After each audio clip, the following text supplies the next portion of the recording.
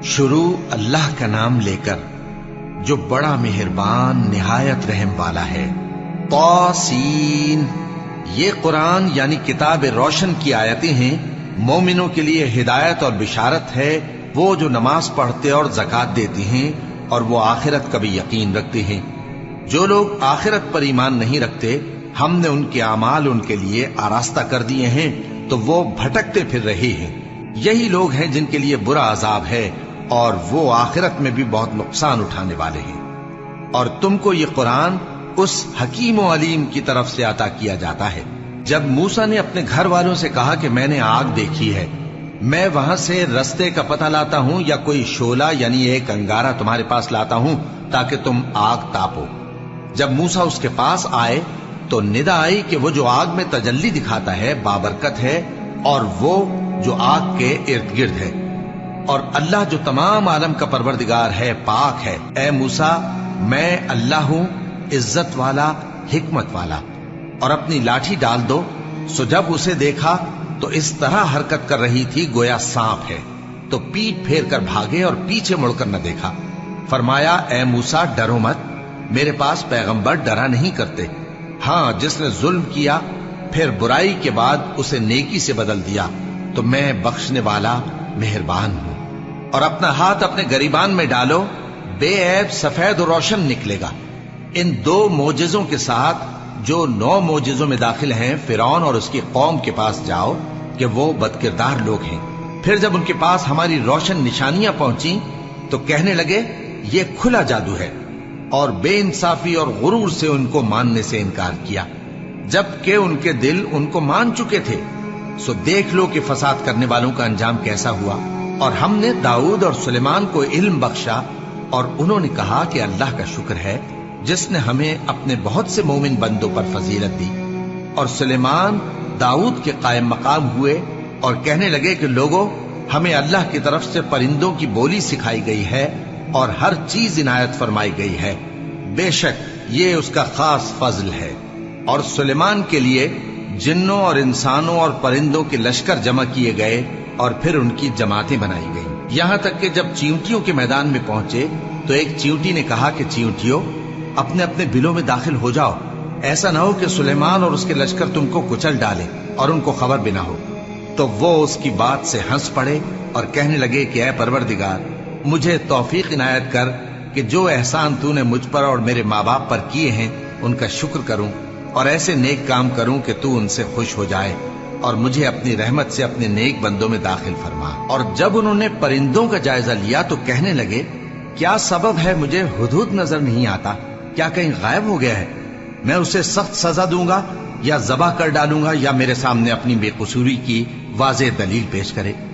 ابھی تھوڑی دیر ہوئی تھی کہ ہدہد آ موجود ہوا اور کہنے لگا کہ مجھے ایک ایسی چیز معلوم ہوئی ہے جس کی آپ کو خبر نہیں، اور میں آپ کے پاس ملک سبا سے ایک یقینی خبر لے کر آیا ہوں۔ میں نے ایک عورت دیکھی کہ ان لوگوں پر حکومت کرتی ہے اور ہر چیز اسے میسر ہے، اور اس کا ایک شاندار تخت ہے۔ میں نے دیکھا کہ وہ اور اس کی قوم اللہ کو چھوڑ کر آفتاب کو سجدہ کرتے ہیں، اور شیطان نے ان کے اعمال انہیں آراستہ کر دکھائے ہیں اور ان کو رستے سے روک رکھا ہے، پس وہ رستے پر نہیں آتے، اور نہیں سمجھتے ہیں کہ اللہ کو جو آسمانوں اور زمین میں چھپی چیزوں کو ظاہر کر دیتا اور تمہارے پوشیدہ اور ظاہر اعمال کو جانتا ہے، کیوں سجدہ نہ کریں؟ اللہ کے سوا کوئی عبادت کے لائق نہیں، وہی عرش عظیم کا مالک ہے۔ سلیمان نے کہا اچھا، ہم دیکھیں گے تو نے سچ کہا ہے یا تو جھوٹا ہے۔ یہ میرا خط لے جا اور اسے ان کی طرف ڈال دے، پھر ان کے پاس سے ہٹ جانا اور دیکھنا کہ وہ کیا جواب دیتی ہیں۔ ملکہ نے کہا کہ دربار والو، مجھ تک ایک نامہ گرامی پہنچایا گیا ہے، وہ سلیمان کی طرف سے ہے، اور مضمون یہ ہے کہ شروع اللہ کا نام لے کر جو بڑا مہربان نہایت رحم والا ہے، بعد اس کے یہ کہ مجھ سے سرکشی نہ کرو اور مطیع و فرما بردار ہو کر میرے پاس چلے آؤ۔ خط سنا کر کہنے لگی کہ اے اہل دربار، میرے اس معاملے میں مجھے مشورہ دو، جب تک کہ تم حاضر نہ ہو اور صلاح نہ دو میں کسی کام کا فیصلہ نہیں کیا کرتی۔ وہ بولے کہ ہم بڑے زوراور اور سخت جنگجو ہیں، اور حکم آپ کے اختیار میں ہے، تو جو حکم دیجیے گا اس کے انجام پر नजर कर लीजिएगा। उसने कहा कि बादशाह जब किसी शहर में दाखिल होते हैं तो उसको तबाह कर देते हैं और वहां के इज्जत वालों को जलील कर दिया करते हैं, और इसी तरह ये भी करेंगे। और मैं इनकी तरफ कुछ तोहफा भेजती हूं और देखती हूं कि कासिद क्या जवाब लाते हैं। बस जब कासिद सुलेमान के पास पहुंचा तो सुलेमान ने कहा, क्या तुम मुझे माल से मदद देना चाहते हो? सो जो कुछ अल्लाह ने मुझे अता फरमाया है वो उससे कहीं बेहतर है जो तुम्हें दिया है। हकीकत यह है कि अपने तोहफे से तुम ही खुश होते होगे। उनके पास वापस जाओ, अब हम उन पर ऐसे लश्कर लेकर हमला करेंगे जिनके मुकाबले की उनमें ताकत न होगी, और उनको वहां से बेइज्जत करके निकाल देंगे और वो जलील होंगे। सुलेमान ने कहा कि ऐ दरबार वालों, कोई तुम में ऐसा है कि कबल इसके कि वो लोग फर्माबरदार होकर हमारे पास आए, मलिका का तख्त मेरे पास ले आए? जिन्नात में से एक कवि हैकल जिन ने कहा कि कबल इसके कि आप अपनी जगह से उठें, मैं उसको आपके पास ला हाजिर करता हूं, और मुझे इस पर कुदरत भी हासिल है और अमानतदार भी हूं। एक शख्स जिसको किताब इलाही का इल्म था कहने लगा कि मैं आपकी आंख के झपकने से पहले पहले उसे आपके पास हाजिर किए देता हूं। जब सुलेमान ने तख्त को अपने पास रखा हुआ देखा तो कहा कि ये मेरे परवरदिगार का फजल है ताकि मुझे आजमाए कि मैं शुक्र करता हूं या कुफरान नेमत करता हूं, और जो शुक्र करता है तो अपने ही फायदे के लिए शुक्र करता है, और जो नाशुक्री करता है तो मेरा परवरदिगार बेनियाज है, करम करने वाला है। सुलेमान ने कहा कि मलिका के इम्तिहान अक्ल के लिए उसके तख्त की सूरत बदल दो, देखें कि वो सूझ रखती है या उन लोगों में से है जो सूझ नहीं रखते। फिर जब वो आ पहुंची तो पूछा गया कि क्या आपका तख्त भी इसी तरह का है? उसने कहा कि ये तो गोया हू बहू वही है, और हमको इससे पहले ही सुलेमान की अजमत व शान का इल्म हो गया था, और हम फर्माबरदार हैं। और वो जो अल्लाह के सिवा दूसरों की परस्तिश करती थी, सुलेमान ने उसको उससे मना किया कि वो काफिरों में से थी। उसके बाद उससे कहा गया कि महल में चलिए। जब उसने उसके फर्श को देखा तो उसे पानी का हौज समझा और कपड़ा उठाकर अपनी पिंडलियां खोल दी। सुलेमान ने कहा, ये ऐसा महल है जिसके नीचे भी शीशे जड़े हुए हैं। वो बोल उठी कि परवरदिगार, मैं अपने आप पर जुल्म करती रही थी, और अब मैं सुलेमान के साथ अल्लाह रब्बुल आलमीन पर ईमान लाती हूं। और हमने समूद की तरफ उनके भाई स्वालेह को भेजा कि अल्लाह की इबादत करो, तो वो दो फरीक होकर आपस में झगड़ने लगे। स्वालेह ने कहा कि ऐ कौम, तुम भलाई से पहले बुराई के लिए क्यों जल्दी करते हो, और अल्लाह से बख्शिश क्यों नहीं मांगते ताकि तुम पर रहम किया जाए? वो कहने लगे कि तुम और तुम्हारे साथी हमारे लिए बुरा शुगून हैं। स्वालेह ने कहा कि तुम्हारी बदशुगूनी अल्लाह के पास है, बल्कि तुम ऐसे लोग हो जिनकी आजमाइश की जाती है। और शहर में 9 शख्स थे जो मुल्क में फसाद किया करते थे और इस्लाह से काम नहीं लेते थे। कहने लगे कि अल्लाह की कसम खाओ कि हम रात को इस पर और इसके घर वालों पर शबखून मारेंगे, फिर इसके वारिसों से कह देंगे कि हम तो इसके घर वालों के मौके हलाकत पर थे ही नहीं, और हम सच कहती हैं। और वो एक चाल चले, और हमने भी एक तदबीर की, और उनको कुछ खबर न हुई। तो देख लो कि उनकी चाल का अंजाम कैसा हुआ। हमने उनको और उनकी कौम सबको हलाक कर डाला। अब उनके ये घर उनके जुल्म के सबब तलपट पड़े हैं। जो लोग इल्म रखते हैं उनके लिए इसमें निशानी है, और जो लोग ईमान लाए और डरते थे उनको हमने नजात दी। और लूत को याद करो जब उन्होंने अपनी कौम से कहा कि तुम बेहयाई के काम क्यों करते हो जबकि तुम देखते हो? क्या तुम औरतों को छोड़कर लज्जत हासिल करने के लिए मर्दों की तरफ माइल होते हो?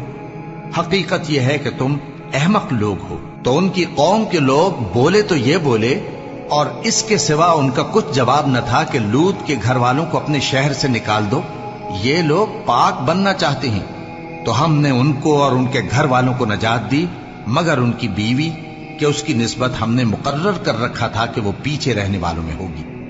और हमने उन पर मे बरसाया, सो जो मे उन लोगों पर बरसा जिनको मुतनब्बे कर दिया गया था बुरा था। कह दो कि सब तारीफ अल्लाह ही के लिए है, और उसके उन बंदों पर सलाम है जिसको उसने मुंतखब फरमाया। भला अल्लाह बेहतर है या वो जिनको ये उसका शरीक बनाते हैं? भला किसने आसमानों और जमीन को पैदा किया, और किसने तुम्हारे लिए आसमान से पानी बरसाया?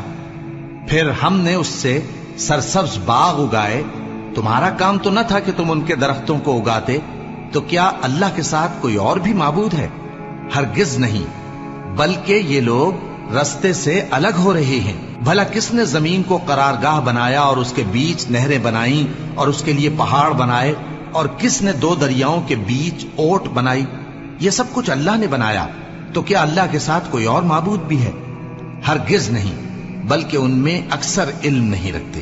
بھلا کون بے قرار کی التجا قبول کرتا ہے جب وہ اس سے دعا کرتا ہے، اور کون اس کی تکلیف کو دور کرتا ہے، اور کون تم کو زمین میں اگلوں کا جانشین بناتا ہے؟ یہ سب کچھ اللہ کرتا ہے، تو کیا اللہ کے ساتھ کوئی اور معبود بھی ہے؟ ہرگز نہیں، مگر تم بہت کم غور کرتے ہو۔ بھلا کون تم کو جنگل اور دریا کے اندھیروں میں رستہ بتاتا، اور کون ہواؤں کو اپنی رحمت کے آگے خوشخبری بنا کر بھیجتا ہے؟